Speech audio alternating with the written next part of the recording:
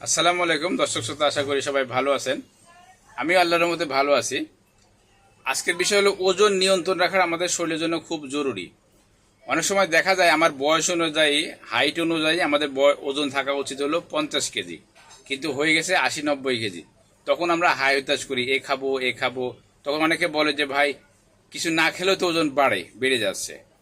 একটা সময় ওজন বেড়ে যাবে, আপনি নিয়ন্ত্রণ করতেই পারবেন, অনেক কষ্ট হবে। এই জন্যে যে কোনো সমস্যা অল্প থাকতে ট্রিটমেন্ট করাটা সবচেয়ে জরুরি। ধরেন আপনার ওজন হওয়া দরকার হলো 50 কেজি, বা থাকা দরকার 50 কেজি, হয়ে যাচ্ছে 55-60 কেজি হয়ে যাচ্ছে। আপনি যদি তখন গুরুত্ব দেন তাহলে অল্পতে সমস্যার সমাধান হয়ে যাবে। আর যখনই 80-90 কেজি বা ডবল হয়ে যাবে, তখনই এই সমস্যাটার সমাধান করতে একটু সময় লাগবে।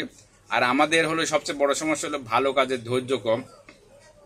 ওজন নিয়ন্ত্রণের জন্য অনেক কিছু আছে। মানুষ চিয়া বীজটা প্রচুর খাচ্ছে, আলহামদুলিল্লাহ খুব ভালো। চিয়া বীজটা মধু লেবু দিয়ে খাচ্ছে, গরম পানি দিয়ে খাচ্ছে অনেকে, এটা খুব ভালো কাজ করে। আবার যাদের অতিরিক্ত হয়ে গেছে তারা আপেল সিডার ভিনেগার খেতে পারেন। এই জন্য আমি যে মূল বিষয়টা হলো যে ওজন যে আমার আস্তে আস্তে বাড়ছে, এটা আমরা অল্পতে ধরবো, এটাকে রোগ মনে করবো, এবং হলো এর সঠিক ট্রিটমেন্ট করবো প্রাকৃতিকভাবে। আর একটা জিনিস আমাদের মনে রাখতে হবে, ওজন বাড়লে কিন্তু শরীরে আদার্স প্রচুর রোগ বাড়ে। ওজন বাড়লে শরীরে আদার্স প্রচুর রোগ বাড়ে। এই বিষয়টা আমরা গুরুত্ব দিয়ে দেখবো আর কি, ঠিক আছে?